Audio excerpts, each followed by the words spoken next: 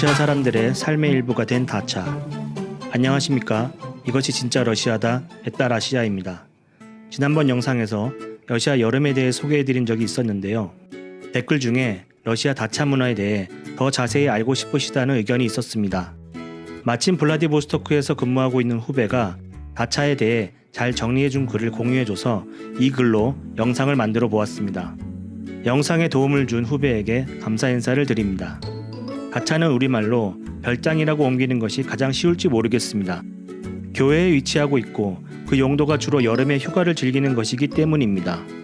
그러나 우리가 생각하는 별장과는 다소 차이가 있습니다. 우리에게 별장이라고 하면 부자들의 전유물이지만 러시아에서는 굉장히 저변이 넓습니다. 보통은 그 규모가 그렇게 크지 않고 화려한 건물들도 아닙니다. 주로 여름에 주말이나 휴가를 보내면서 텃밭을 가꾸는 작은 세컨드 하우스 정도로 생각하시는 것이 보다 정확할 것 같습니다. 러시아의 다차 문화는 뾰트르 제제 시절로 거슬러 올라갑니다. 뾰트르 제제는 관료들이 보다 가까운 곳에서 휴가를 보낼 수 있도록 하고 싶었고, 그래서 당시 수도였던 상트페테르부르크 근교의 토지를 나눠줬습니다. 다차의 어원이 증여인 다르와 선물인 빠다록에서 온 이유입니다. 그러나 아이러니하게도 뾰트르 제제는 다차를 가지고 있지 않았습니다.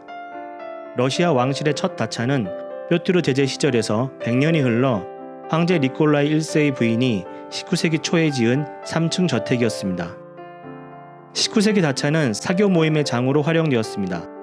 이 중에서 모스크바 근교 베를롭가 마을이 인기가 많았습니다. 이 마을에는 80여 개의 다차가 있었는데 이 중 하나를 임대하는 것은 성공했다는 의미를 가질 정도였다고 합니다.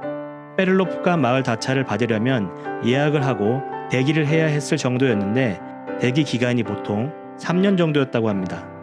19세기 말에는 러시아에서도 산업화가 진전되면서 도시에 부유한 사람들이 잠시나마 도시에서 벗어나 쉬고 싶다는 수요가 생겨났고, 당시 다차는 러시아 중상류층에게 대단히 인기가 높았습니다. 소련이 들어서고서 대부분의 다차는 국유화되었습니다. 그중 일부는 공장 노동자들을 위한 휴양소로 전환되기도 하였고, 보다 시설이 좋은 다차는 공산당 간부들과 문화계 과학계 엘리트들에게 분배되기도 하였습니다. 새로운 다차를 짓기 위해서는 국가의 허가가 필요했습니다. 그러나 누구나 받을 수 있는 것은 아니었고, 소련 시절 초기에는 다차 신축 허가를 받기가 굉장히 어려웠습니다. 다차의 성격도 바뀌었습니다. 공연이나 사교적인 모임은 더 이상 없었고, 노동과 수확이라는 목적이 분명해졌습니다. 처음에는 장비를 보관할 수 있는 창고 정도만 허용하고 거주 목적은 금지하는 등 다차는 휴식이 아닌 노동만이 허용되었습니다. 2차 세계대전을 전후하여 식량의 중앙집권 분배 체계에 문제가 생기자 다차는 많은 사람들에게 생존의 수단이 되었습니다. 물론 경제 여건이 좋아지면서 식량의 자급자족 필요성은 없어졌지만 텃밭 가꾸기는 계속되었습니다. 텃밭 가꾸기는 러시아 사람들에게 다차 생활의 핵심으로 자리 잡았습니다. 다차 크기에도 엄격한 제한이 있었습니다. 거주 공간은 60평방미터를 넘어서는 안 되었고 1층으로 지어야만 했습니다. 이 때문에 많은 다차들에는 다락방이 있었습니다. 아직도 오래된 다차는 모두 단층이며 아래층은 주방과 거실로 활용하고 다락방에 침실을 꾸민 모습을 볼 수 있습니다. 난방 시설도 갖출 수 없도록 했기 때문에 여름에만 지낼 수 있었습니다. 소련의 경제가 안정기에 들어섰던 1970년대 후반부터 도시 사람들 사이에 다차를 갖는 것이 인기였습니다.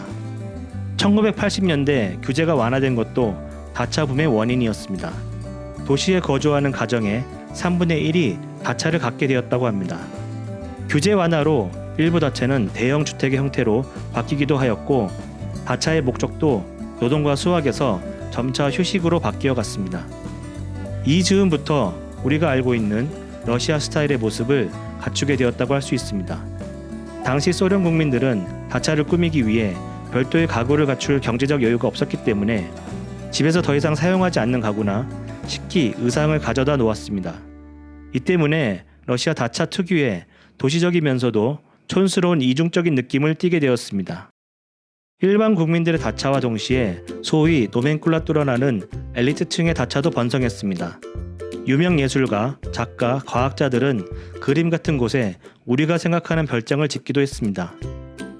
스탈린은 소치, 크림반도, 그루지아, 모스크바 근교에 약 20개의 다차를 소유했다고 합니다. 일부 실무회의나 외국의 국빈과 외교관들을 이곳에서 응대하기도 하였습니다. 이 때문에 오늘날까지 남아있는 당시 스탈린의 다차는 소유자의 취향과 습관을 그대로 가지고 있고 또 마치 비밀 군사시설과 같은 보안의 흔적도 고스란히 담고 있습니다. 다차 회담이라는 말이 있는데 외국의 정상을 맞아 공식 환영 행사 전에 다차에 초대해 정상끼리 격이 없는 대화를 하는 것을 말합니다. 소련이 해체되고 체제전환 과정에서 극심한 경제난을 겪으면서 다차는 보다 깊숙이 러시아 국민들의 삶에 파고들었습니다.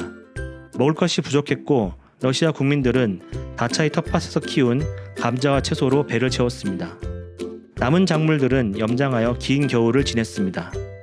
다차는 이렇게 제정 러시아부터 소련까지 시대의 변화에 맞춰 러시아 사람들의 삶에 깊이 파고들어 때로는 생활고의 해결 수단으로 때로는 휴식의 공간으로 자리 잡았습니다.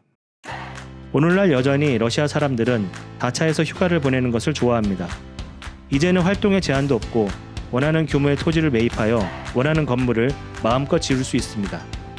러시아 사람들의 다차에 가보면 다차를 가꾸는 그들의 정성을 느낄 수 있습니다. 갖가지 종류의 야채를 심고 울타리 옆에는 열매나무들이 있어 한번 둘러보는 것만으로도 배가 부를 것 같습니다. 나무로 지은 자그마한 집과 러시아식 사우나 바냐 역시 시공업자들을 불러 뚝딱 짓는 법이 없습니다. 말 그대로 한 땀 한 땀 직접 손이 닿지 않는 곳이 없을 정도입니다. 오늘 못하면 내일, 내일 못하면 다음번에 와서 가족들이 다 같이 하나씩 완성해 갑니다. 따라서 러시아 사람들에게 다차는 단순히 쉬는 공간이 아닙니다. 빼놓을 수 없는 삶의 부분이고 라이프 스타일 그 자체인 것입니다. 러시아 도시의 금요일이면 다차가 있는 시 외곽으로 빠져나가는 차들로 혼잡합니다.